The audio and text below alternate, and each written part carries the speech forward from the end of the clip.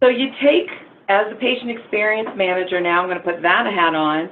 So I get all these surveys, I get all the scores back on a practice level, I review everything, I look at trends, going back to what Amy's saying, you have to really look at your trends. What did they do from last year? What did they do to this year? Where can we build on these small successes? How close are they to getting to those thresholds? How close are they getting into the lowest priority? Actually, it's up here on her grid. So how do we get from bottom right to top left? And you look at that, and you look at the ones in between, because you know what? You build on the smallest successes, and that's where it's going to take you. You're going to build on that momentum, and everybody's going to say, I can do that. It's easy to do. We can do it. It's great. So again, it's all about the momentum. You choose a champion. You know what? Our doctors are busy doctoring. They're too busy doing nothing. We need to be, everybody needs to be involved in this. It's not all about the provider. It's not. It's a team concept. Everybody has skin in the game. And I have a future slide that's going to show you how many times or how much involvement it is for everybody and how much everybody plays a role in the success of a patient appointment.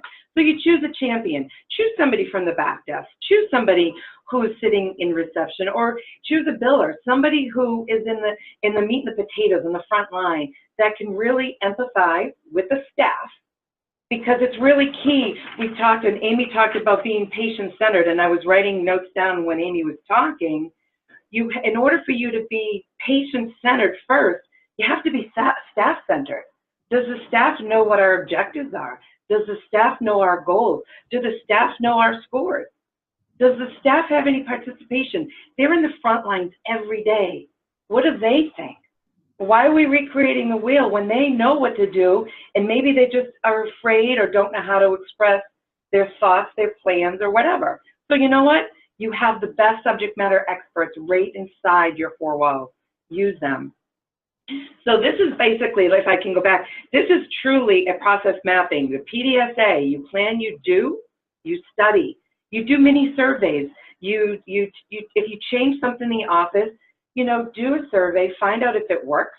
You know, don't wait forever to find out if it's broken. If you put something in place and it's not going to matter to you, why don't you just find out and do a little mini survey once a month, or, you know, a day a month, just to find out how you guys are doing, if you're making a change, so that way you can change in the fly before you go ahead and you create and you cement a bad or not so good habit, you know, because those good and not, or bad habits and not so good habits are very difficult to break.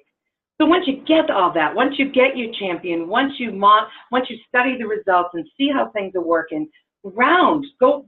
There's no reason why we can't do our own rounding. Go out to the practices, see what's happening to them, and then, you know, communicate and act upon it. Communicate your results to everybody. Say, look at guys, we put this in place. This is what we did. Let's keep it going, or let's change it. So, you know, and we talk about these different things, and you talk about these 4 stages, but we as an organization, we utilize concrete solutions.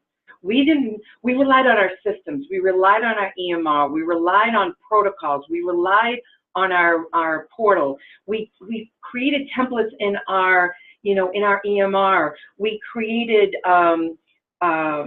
patient check-in forms, you know, like intake forms. We had, we did pre-visit planning to some extent. You know, there's a big talk about pre-visit planning, but everybody has a different way of doing things. And also, because of our organization has 10+ practices, all of different sizes. We have PD practice, we have adult, we have family, we have internal medicine. And I'm actually going out and doing a lot of coaching and training with our specialist practice. So we don't take a cookie cutter approach. We look at what you have, we look what your infrastructure is all about, we look what services you have, and we look at how the best way we can take what you have and make it better.